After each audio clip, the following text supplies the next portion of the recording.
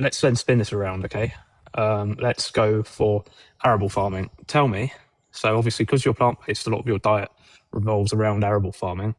Um, we spray, we must spray our arable fields quite regularly um, with chemical to get off beetles from the plant, aphids, disease, which in turn does sort of destroy the environment, destroys ecosystems. Tell me how that's better when we're wiping out thousands and thousands of bugs, which are also having the same amount of pain and suffering. Yeah, so number one, the last statement you made isn't true. They don't have the same amount of pain and suffering. There's very, very limited evidence to show any kind of sentience in insects whatsoever. Science is just about now debating whether bees are sentient. If I'm being truthfully honest with you, I believe bees are sentient, but the insects below that, you can't say that they feel the same amount of pain and suffering. There's zero scientific evidence to back that up.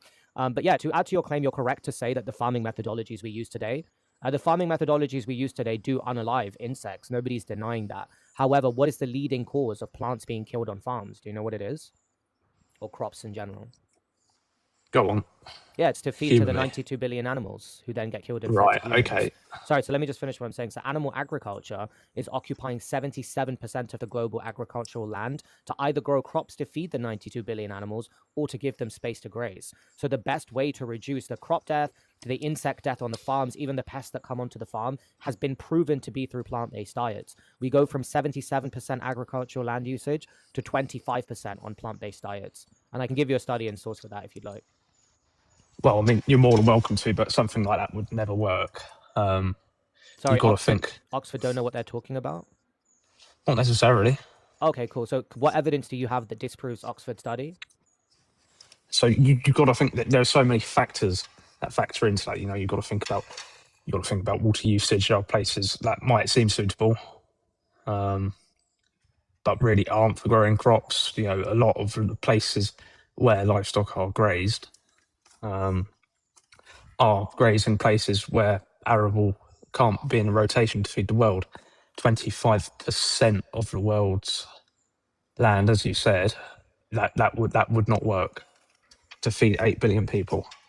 Yeah, so we'd actually need less plants to feed humans on a plant-based diet compared to the plants we need now. You know that, right? That's got to be false. Okay, so let's just break that down so you understand how. Are you aware that a vast majority of animals are being artificially inseminated and bred into existence? Are you aware of that?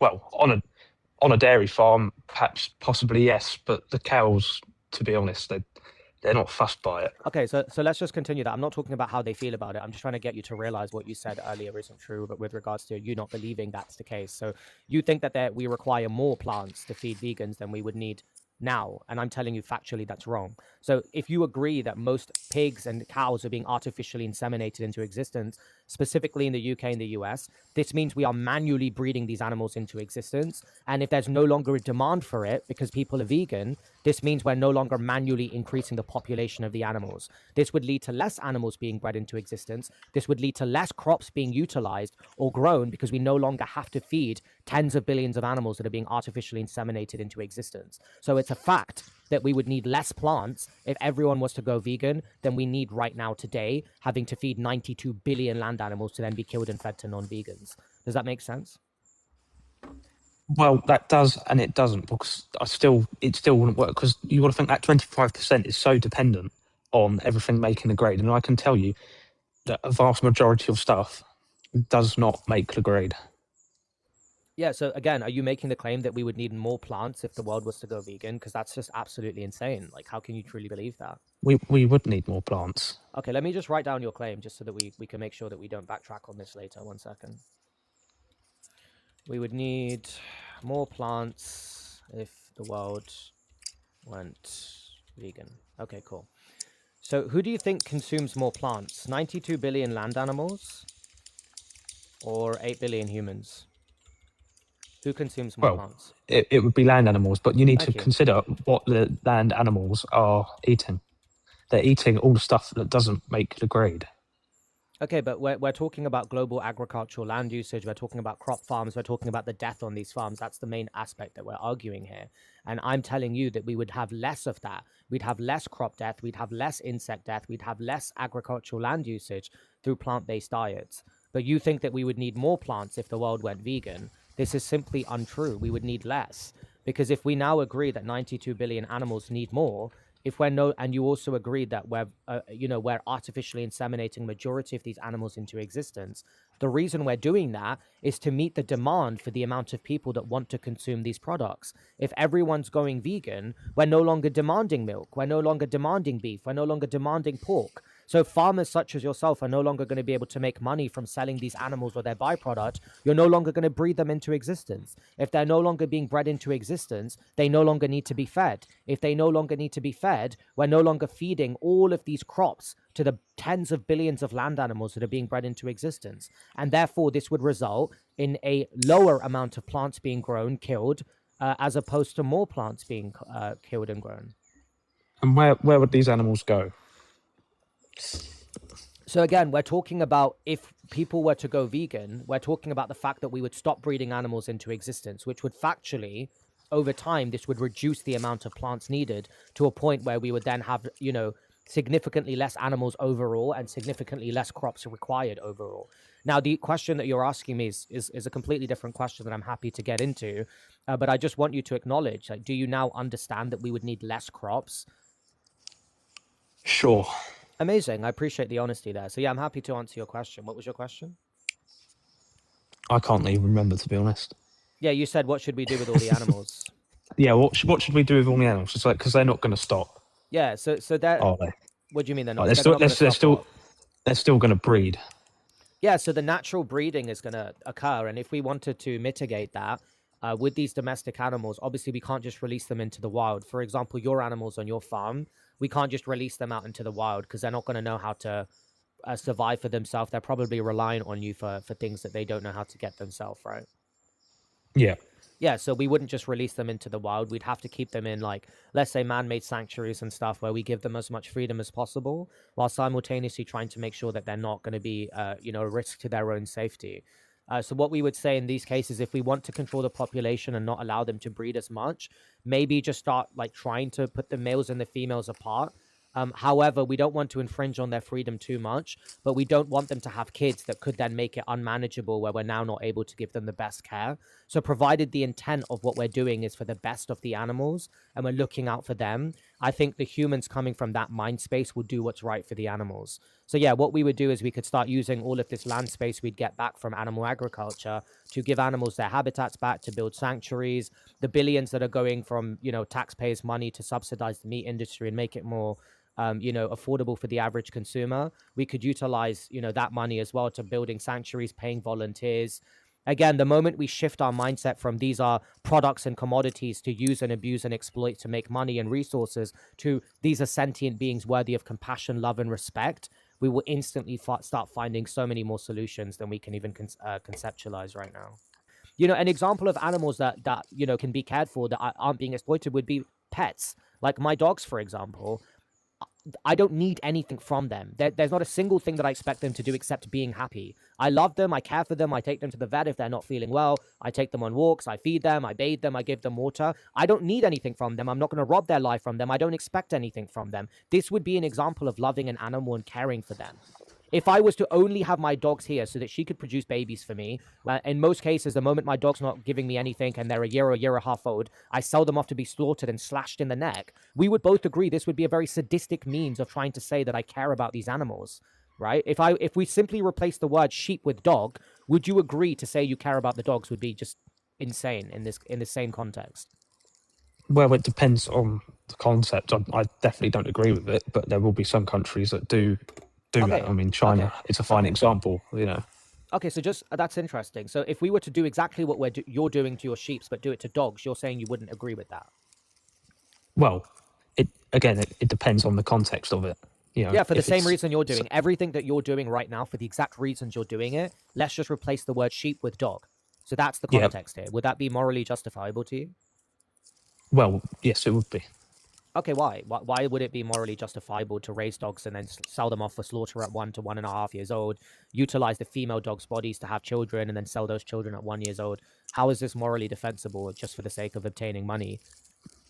Because it's no different to what I'm doing, is it? So it's no different to what, sorry? it's necessarily no different to what I'm doing. Okay, cool. So I'm going to ask you a question now, and the reason I'm asking it is to find something. So just don't, like, you obviously think this would be crazy to do to humans, right? It's not morally defensible, right? Well, it would be crazy to do to humans, isn't it? Okay, cool. So legally, obviously, we know this is illegal, but what is the morally relevant difference between the human and the sheep that justifies a difference in treatment? Is that we're top dog? Well, what does that mean? Sorry. Well, humans are on the top of the food chain. We're actually not. We're in the middle of the food chain. The food chain is based on diet type. Okay, objectively speaking, then we are the top of the food chain. We will eat what we want to eat. No, objectively speaking, we're nowhere near the top of the food chain. Again, so humans are omnivores. Carnivores are at the top of the food chain. So animals like lions and sharks, they're at the top of the food chain in their ecosystems. Humans are nowhere near the top of the food chain. We're actually next to pigs on the food chain. We're somewhere near the middle of the food chain. Okay, but I still wouldn't see a problem with us eating dogs and sheep or whatever. Yeah, You know, I'm if just trying to that's- understand what the morally relevant difference if is. that was the norm, well, there is no one. They're both animals, aren't they? No, not that you already agreed that you're cool with us doing that to dogs. I'm asking you, so you said not in the human context, that, and if you're saying it's morally permissible to do it to sheeps, and you don't think it's moral to do this to humans, this would mean there's a morally relevant difference between the human and the sheep that justifies a difference in treatment. I'm trying to understand what is that morally relevant difference between these two beings that justifies a difference in treatment. Hang on, you'll have to bear with me.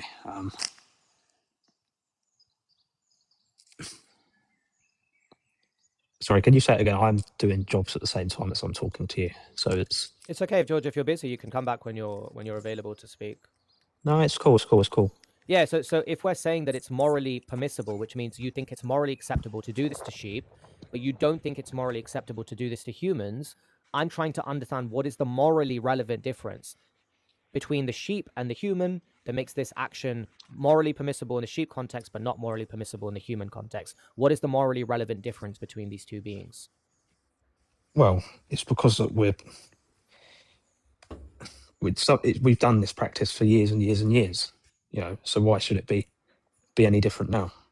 Okay, so we're saying that it's justified based on, so an action is justified based on how long it's been done. Is that right? The action is justified. Sure. Yeah, we'll go for it. It's been done for a long time. Okay, so rape and murder have been done since the beginning of time. Are those also justifiable now? Well, no, they're not. They're not justifiable. No. Okay, cool. So an action is not justified based on how long it's been done, right? Well, not necessarily, but it's different context. I mean, the context here is Rape. I asked you what justifies it, and you said because it's been done for a long time. So if you're now saying it's justified because it's been done for a long time, and you're saying an action also isn't justified because it's been done for a long time, this would be a P is not P, which is a contradiction, right? Sure, say it's a contradiction, but you know, That's okay. eating animals and raping and murdering other humans are two totally different things. I never said they were morally analogous. I asked you what the moral distinction was, and you said it's because the action had been done for a long time.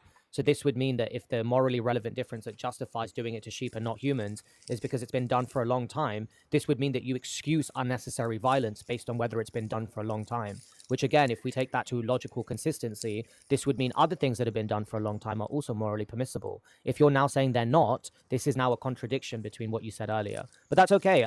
Let's ask the question again. What is the morally relevant difference between the human and the sheep that justifies a difference in treatment?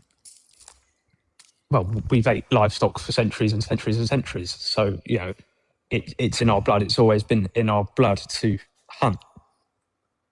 Yeah, so again, you're saying the action is justified because it's been done for a long time. So again, is rape and murder Yes, in the context that we're speaking about, yes. But if we're going to rape and murder, then no, it's not. Okay, so an action is not justified based on how long it's been done, right? No, but it's in our genetics to hunt. So you're saying yes and no. Again, this is a contradiction. So again, what is the morally? So let me answer the question to you and why I don't see a morally relevant difference. So maybe that will help you see it, right? Give me all the reasons it would be wrong to hurt a human being outside of the legal applications, right? So morally speaking, why would it be wrong to hurt a human? I'll start writing reasons down. They feel pain. They have a subjective experience. They have families. They have future experiences. Can you think of anything else why it would be wrong to hurt a human? Well, everything you've listed. Anything else that you would want to add to that, or do you agree with this? I do agree with that. Okay, cool. So now let's ask you the context in the sheep. Does a sheep feel pain? It does, Okay, does a sheep have a subjective experience? sort of.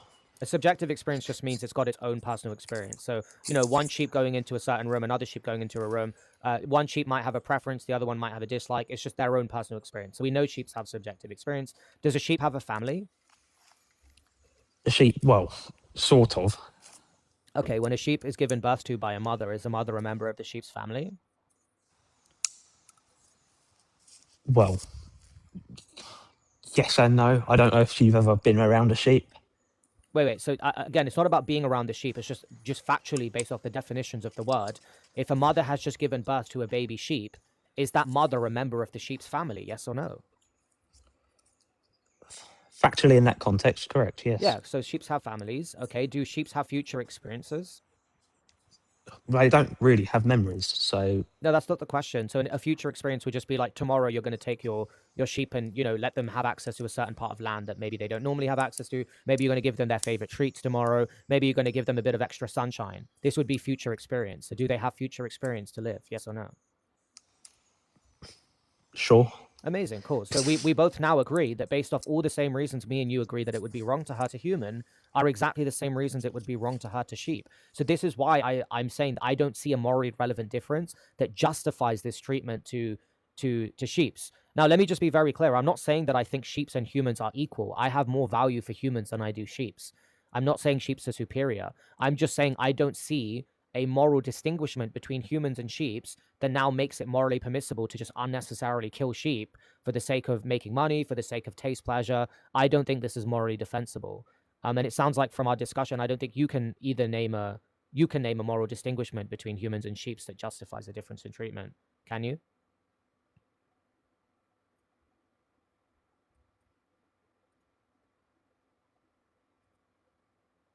Can you?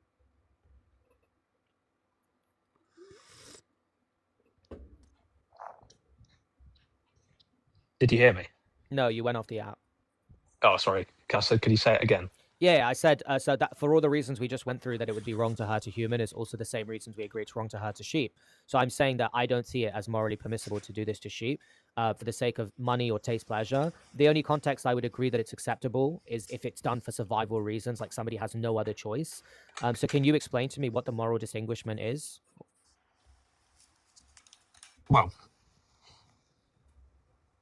if we're hungry, we got to eat. Yeah, you're right. We do have to eat food as human beings, but we don't have to eat animals, right? We can get all our essential nutrients from plant-based diets. But it's easier if we don't. If we do it with livestock. How is it easier to raise animals for years and feed them and care for them and give them medical care and attention and then send them off to slaughter than it would be to just grab some plant-based options instead? Because plant-based options can take just as long to grow. So you're saying that it would take longer to grow plants than it would take to grow plants to feed the animals, to then keep feeding them for years on end until they eventually get killed, and then they get cut up, and then they get frozen, and then they get sold in a supermarket. Someone buys it and takes it to their home. You're saying that process is quicker than just growing a crop to consume it. Really? Look, George, you keep leaving the application, so it sounds like maybe you're not able to actually provide an argument here. But thank you for joining anyway. I think it was a productive discussion.